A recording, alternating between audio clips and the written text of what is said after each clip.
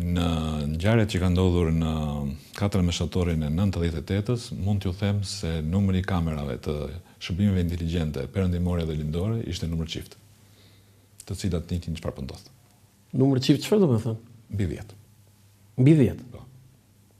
Po perëndimore okej, greke më mentur, greke, po serbe. Tani besoj që kjo është e kuptova. Mendoj që ne nuk kemi pse themi se këtë e bën armiqt, këtë e bëri edhe dobësia jonë. Dhe nëse nuk fillojmë t'i pohojmë gjëra duke filluar nga dobësitë që kemi ne, mendoj se justifikimi se Serbia na ka bërë këtë ose na ka bërë atë, ajo ka bërë pjesën e vet. Bile ka bërë në kuptimin e ironisë, ka bërë detyrën, sepse ne gjithmonë kemi qenë kundërta e balancës gjeopolitike në rajon. Ajo që me cilën ne mund kënaqim marrëdhënien tonë me historinë është që sot situata ka ndryshuar dhe besoj pas 99-s fal atyre të cilët vendosën të udhërojnë atë që është më e shtrenjta, që është jeta, dhe fal ndihmës së Perëndimit, situata për shqiptarët është krejtësisht ndryshe. Keni bërë një deklaratë ditë kryeministër. Unë si kryeministri i Shqipërisë, e maj mend si tani, deklaroj që çdo shqiptar i Kosovës që kalon kufirin dhe vjen në Shqipëri, ne do ta strehojmë, do ta mbajmë me bukë e tjetër. Si e bëre, ku do i gjej bukën, ku do i gjej gjitha benefitet? Sepse erdhën 1 milion. Për disa arsye. E para se në një moment saktuar ne na u dha oferta që të fillon televizja e refugjatëve në drejtim të Kanadas dhe Australisë. Maqedonia e pranoi ofertën. Se shkuan dhe atje. Po, Malizi nuk mbajti asnjë kamp, vetëm thjesht bëri kalimin tranzit të kalonin në Shkodër, dhe nëse ne do të thoshim po në atë moment për këtë çështje, sot nuk do të kishim Kosovë. Do të kishim një tip vojvodine ku shumica do të ishte serbe me serbët e larguar nga Kroacia, nga zona e Kroacisë kur bëri. Edukimi i parë është ushtarak dhe po të nderoj kështu zoti kryeministër. Bravo për këtë qendrim. Megjithatë votën nuk do më japësh. Po se do e ka thënë ti Ponil për Madeleine Albright, do nuk e kërkova votën, tha dhe s'më kërkova gjë, tha ajo.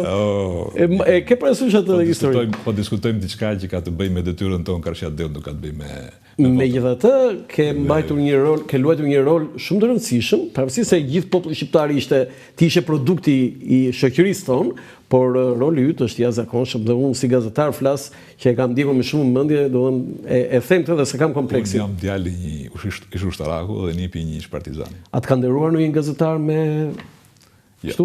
Jo. Është e parë, duhet ta fiksosh këtë. Tani kam një gjë shumë interesante. Një mjek gjerman në kohën e Ali Pashtë Pelenës la Pargën dhe shkoi në Gjirokastër. Aty u martua me një gjirokastrite të bukur dhe nga kjo familje zinxhiri mbërriti te Pandeli Majko. Origjina juaj ndihesh gjerman? Sa ndihesh gjerman? Nuk ndihem fare. Wow, po ti je me origjinë gjermane? Po nuk ndihem tani çfarë them. Mund ndihem gjerman ai sa mund ndihen në mat fiset gjermanike të periudhës Skënderbeut që prodhonin barutin. Po jo, ai Halit Valteri është me origjinë gjermane, e di këtë? Valter është W, kështu ata kjo njëjtë shkencërisht. Mbiemri i parë na ka humbur, pra ai gjermani. Dhe pastaj si ka qenë mbiemri i tij? Nuk e mbaj mend. Nuk e kanë shkruar. Nuk e kanë shkruar. Pse u transformuan? I dyti ka qenë Memeci. Memeci sepse ai nuk fliste. Sepse nuk komunikonte mirë. Do të jo nuk fliste, por nuk fliste shqip. Po. Si do Memeci? Dhe ja vun llagapin më një herë. Memeci. Po, duke qenë mjek dhe nuk u martua me ofertat e familjeve të pasura të Gjirokastrës, po shkoi mori, siç e thatë edhe ju, një bukuroshe. Llagapi ishte Memeci. Pastaj, për arsye Majko. Jo, në fillim Marko e diu. Jo, Majko.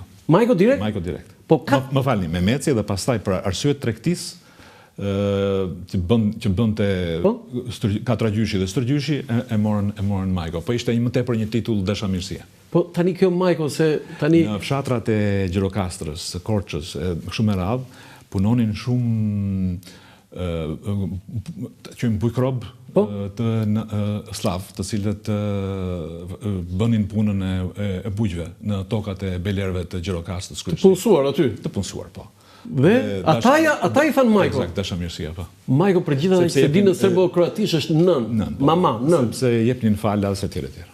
Bile më kujtojt jo kur shkuat në Kosovë. Jo, pritaj, do të them të timet jo. Po mërzita në një moment. Edhe i them, pa, i them, po ku nuk gjetëm do të një mbjemër më të mirë, pa më gjetë në fut këtë mbjemrin Majko. Ai duke qeshur, se e kam pas shumë shakatarë të veçantë.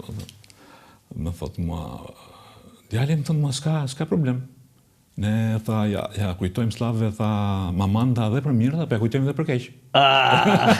Atëre, si jeni ndjerë ju kur doli në revistën Klan, ajo që ju shkot në Kosovë, edhe thristin shqiptarët e Kosovës, Majko, dhe ata, disa serbë kur e dëgjuan, ore, pse e shajnë të kryeministin e Shqipërisë? Jo, historia është pak ndryshe. Po? Kanë qenë gazetarë të agjensive shqiptare. Po? Kaluan kufirin dhe në një moment caktuar, pra kur po tërhiqeshin trupat serbe, kalojnë disa kamiona me shpejtësi të madhe dhe i shajnë nga nëna. Këta thanë po na shajnë kryeministrin dhe ju vërvitin. Që ka shumë e bukur. Po. A e dini se çfarë kanë nxjerrë këtu? Në dhjetor të vitit 1990, ju keni ngjitur në një mur në fakultetin në degën e inxhinierisë mekanike ku ju studionit, një letër për kryeministin Adil Çarçani. Në fakt, disa moshatarë tuaj quajtën fletrufe këtë. Tip fletrufe ishte. Sepse s'na votoi zëri i popullit dhe ne e vëmë në murin kryesor të korpusit. Kjo është historike dhe aty filloi ta vendos atë. Po. Dhe vizita Adil Çarçanit në qytetin studenti ishte për shkak të kësaj letre ku pastaj shpërtheu. Domthon kaligrafinë e shkruajt ju. Unë më kanë ndihmuar dhe një pedagog. E ke atë fletrufen? E kam. E ke? E kam. Ta dia të kisha thënë merre me vete. Po tani do i bëjmë gjitha në fushat. Po mirë, më premtoj që një ditë do ta bësh publike atë. Sidomos po mora votën tënde me rrezik. Unë po e mendoj këtë, po ndryshoj mendim. Megjithatë, ajo që është sot më e rëndësishme është, më kujtoa kjo se ju përmendet një thënie tjetër të Miloševićit, se më ngasmuat atë. Me shoqatën e gjuetarëve e marr Shqipërinë. Çfarë ishte? 91. Më ka pëlqyer shumë e shpejt. Të ka pëlqyer shumë? Po. Edhe po e di pse më ka pëlqyer. Pse? Sepse s'ka gjë më të mirë se të nënvlerësoj armiku. Ne ishim gjendë të përballshim me Serbinë? Absolutisht. Je i sigurt për këtë? Në 31 dhjetor, ditën e vitit të ri, të vitit 1998, unë kam mbledhur shtabin e përgjithshëm të forcave të armatosura. Po.